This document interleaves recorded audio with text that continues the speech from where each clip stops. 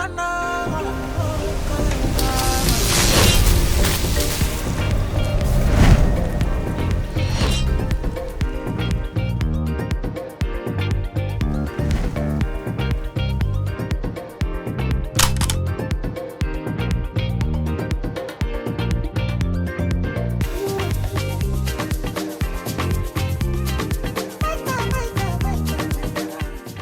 am Dr. Marenah. I am an orthopedic surgeon from the Gambia.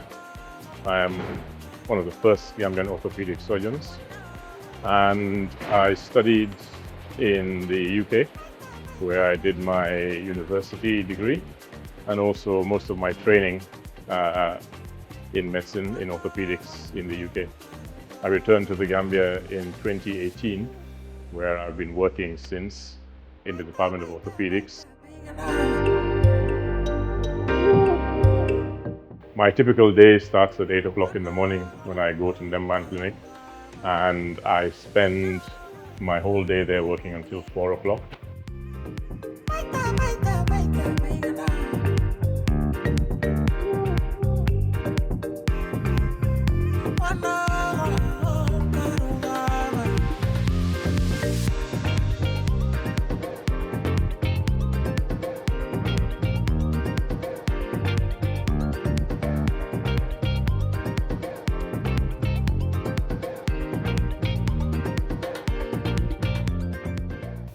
When I close from Ndemban Clinic, I come to do my private work at the Westfield Clinic, where I tend to start at about 4 to 5, and I'm often here till about 10 o'clock at night.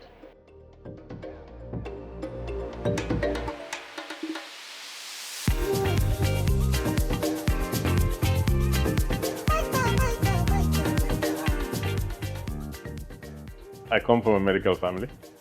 So I think everybody assumed that I was going to become a doctor. My mother's a nurse, my father's a doctor, so they assumed that that's what I would do too. In fact, I grew up in MRC, so I was always around healthcare. So that's what people assumed. I don't think there was any particular moment that made me want to become a doctor. But one thing I know, when I was growing up, when they asked me, what do you want to do? I would tell them I want to be a mechanic. And I think that's how I ended up where I am now, in that what I do is almost fixing people. It's like being a mechanic of people. I ended up in medicine because there was something that drew me to it. Maybe it's just what I grew up in. But entering medicine, I always knew I wanted to use my hands and I wanted to fix things. So orthopedic surgery was the thing that allows me to do that. As you can see here, this gentleman had both legs broken and a tendon in the hand which was torn. When he came, he couldn't stand, he couldn't walk. Now he's happily walking and moving the hands again. So it's like a mechanic of people.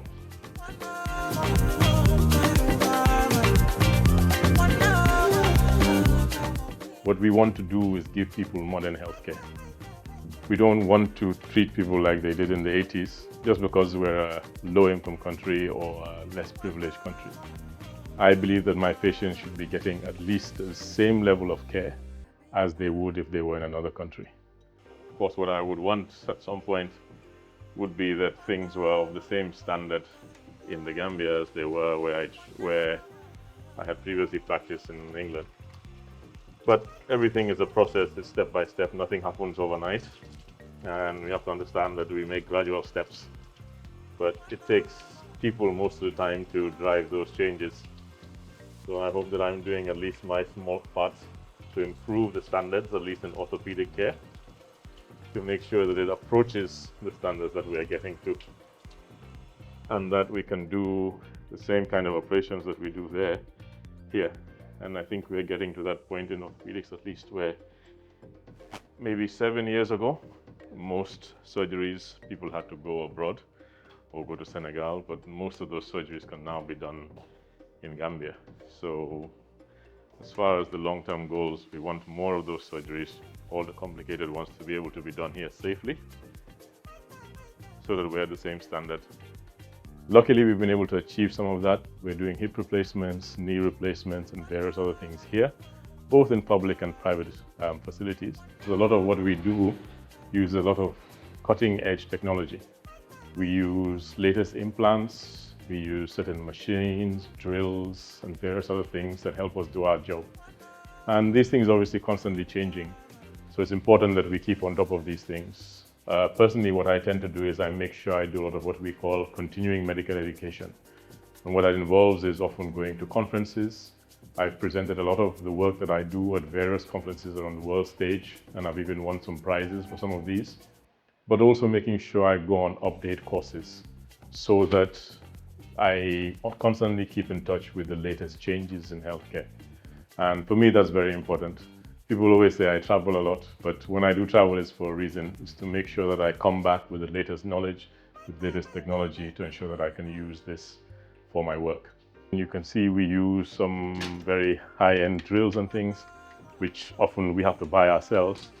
These are very cost-intensive, and it's difficult for governments, especially when there's no real national health insurance scheme or contribution into it, to be able to put these their funds in this equipment, because they have a lot of competing interests. You know, we have the malarias, we have other diseases that they have to look after, so it can't all just be about injuries. So where private initiatives can come in is that they can provide some of these equipment. One of the issues now is that with the current taxation laws, however, it's very difficult to bring in any kind of modern equipment because you have to pay so much on top of it. And that's even when something like that is not available in the country.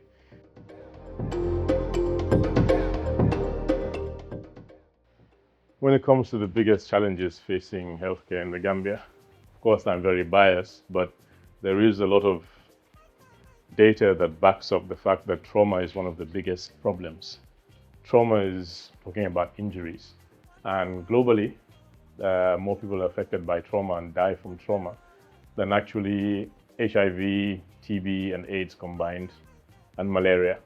So whilst a lot of money globally is spent on dealing with these communicable diseases, not much is spent on things like trauma and other non-communicable diseases. So we also have a rise in things like high blood pressure, diabetes, things that you don't catch. That's what we call non-communicable. But of course, my area being trauma, I know that it costs a significant amount to the economy because it affects the youth of the country, the people who are going to be productive, and it takes away a huge amount of the workforce, and the productivity of a nation is from its youth. So a lot of what we do is to try and get people back on their feet when they've had accidents, when they've broken legs, arms, and try and get them back to being able to be productive members of society. The biggest problem is there's a big skew in terms of the urban and rural development, where everything is concentrated in the Greater Banjul area. So to try and get any healthcare professionals, doctors, nurses, etc., to work in a provincial hospital becomes very difficult because you're essentially asking someone to leave their family behind. Their children don't have schools that they can go to there of the same quality that they have here. And all the amenities are all centralized around here. So I think there has to be a bigger government plan about decentralization of activities in the country. If everything is centered here, then of course the draw is going to be in Greater Banjul, and it'll be very difficult to get healthcare professionals out to the provinces. We're producing doctors, we're producing nurses, but at the same time, we're also losing so many of them, not just to not going up country, but even leaving the country and going outside. So we have to incentivize our healthcare personnel and find a way to make them stay, and then incentivize them to go to these further out places. Even if it's not permanently, something that I'm starting to do is maybe just go out on a circulation basis and spend some time at each of these facilities to try and offer care there. It's difficult for people to come all to Banjul for everything, and I think it's not realistic to think that even in the future, this is the way we should go.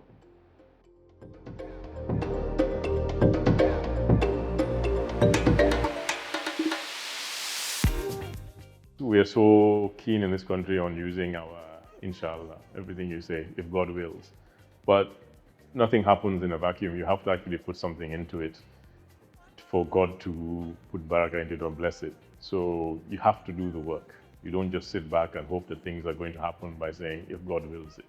If you think you're too small to make a difference, then you haven't spent a night with a mosquito.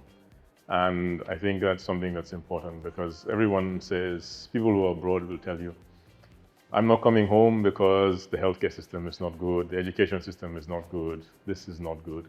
But who's going to make it good? And then they say, well, if it's just me, it's not going to change. So how will it ever change? And I think if everybody adds their own little quota, their own little bit of it to change. I came back, and although frustrated sometimes, I still feel like I have made a change. And I've seen many other people who are here, not just people who've come back, even people who have been here all along, who are making a difference. And it's those people making a difference that is going to give it momentum. And once it gets momentum, then it will start moving, and then it'll be easier for other people to come and join.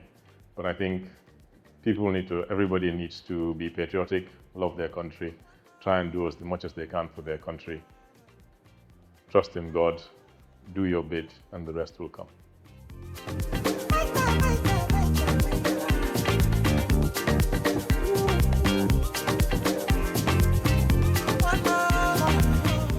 I am Dr. Marenah, and I am made in the Gambia.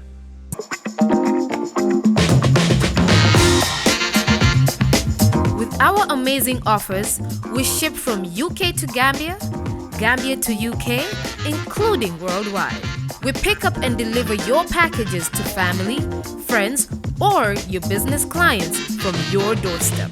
Shippers World services includes tracking, sea freight, air freight, and cargo services. With our trusted and reliable courier service, at Shippers World, we go the extra mile. Contact us today by email or WhatsApp.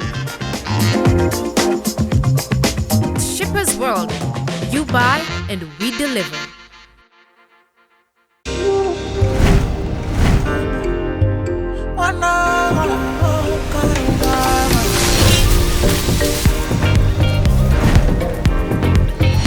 Made in Gambia, a show celebrating Gambia's finest. Sponsors invited.